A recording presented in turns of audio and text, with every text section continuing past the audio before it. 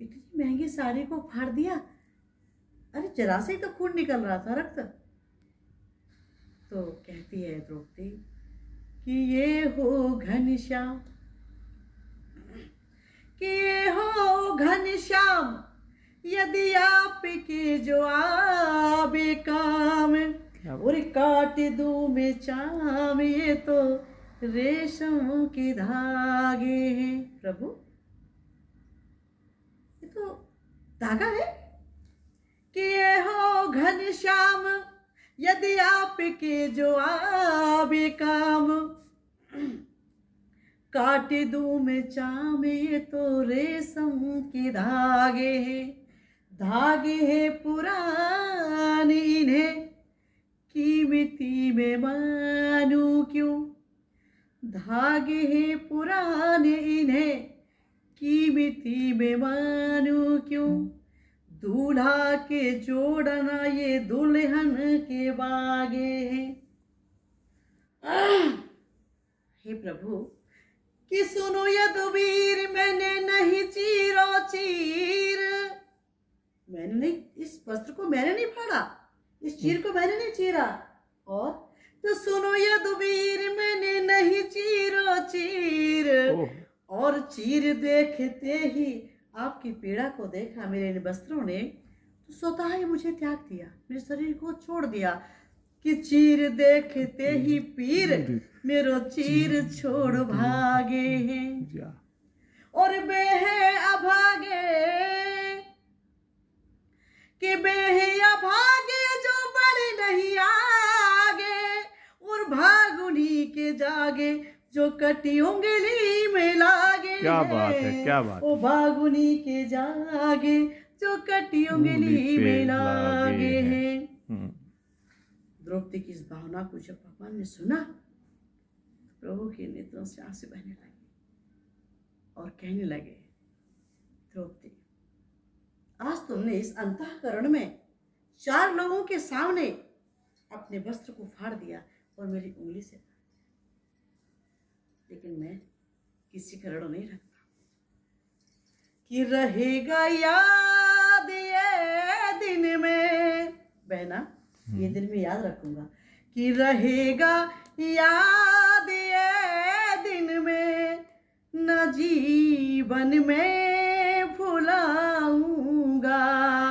कभी नहीं भूल सकता हूं मैं, और हर पल ये जीवन में हमें याद रहेगा। कि रहेगा याद ये दिन में, न जीवन में भुलाऊंगा। समय पर देखना कृष्णा, इनको प्यार से वो कृष्णा कहते थे। कि समय पर देखना कृष्णा, तुम्हारे काम आऊंगा। क्या बात। और जब दुर्योधन ने कहा दुशासन से, जाओ द्रौपदी को भरी समाज में उठा करके आज मैं इसका चीरहरण करूंगा। जब दुशासन लेकर के आया द्रौपदी को भरी सभा, उस समय द्रौपदी ने किसी को पुकारा? अपने पतियों का बल का अभिमान था, मेरे 5 पति बलशाली हैं, क्या करेगा, भगवान को नहीं पुकारा। भीष्म पितामह की तरफ देखा, सबकी तरफ देखा, लेकिन किसी ने, जब द्रौपदी मन में सोचने लगी कि अरे ये 5 पति मेरे, मैं तो इन पर बड़ा अहम रखती थी, घमंड करती थी, ये सुन नहीं रहे हैं। और वहां द्वारकाधीश प्रभु भोजन करने को बैठे, रुक्मणी जी पंखा झलने लगी, चिंता में बैठ गए प्रभु। रुक्मणी जी ने कहा, प्रभु प्रसाद पाओ ना, क्यों नहीं, आप भोजन क्यों नहीं कर रहे हो? बोले मैं किसी की प्रतीक्षा कर रहा हूँ। किसकी? बोले पांचाली। क्यों? आज उस पर संकट पड़ा है, आज भारतीय नारी की लाज लुट रही है भरी सभा में, और सब बैठे हुए हैं, कोई मदद नहीं कर रहा, तो आप क्यों नहीं मदद कर रहे प्रभु? मैं मदद तो जब करूं जब द्रौपदी ये कहे ना कि प्रभु मैं तो तुम्हारी हूं, आओ मेरी लाज को बचा। ये कह नहीं रही, अभी तो इसको संसार वालों पर विश्वास है, इसके बाद जब द्रौपदी ने देखा कि संसार के रिश्ते झूठे हैं, कोई नहीं है सच्चा साथी, द्रौपदी रोने लगी।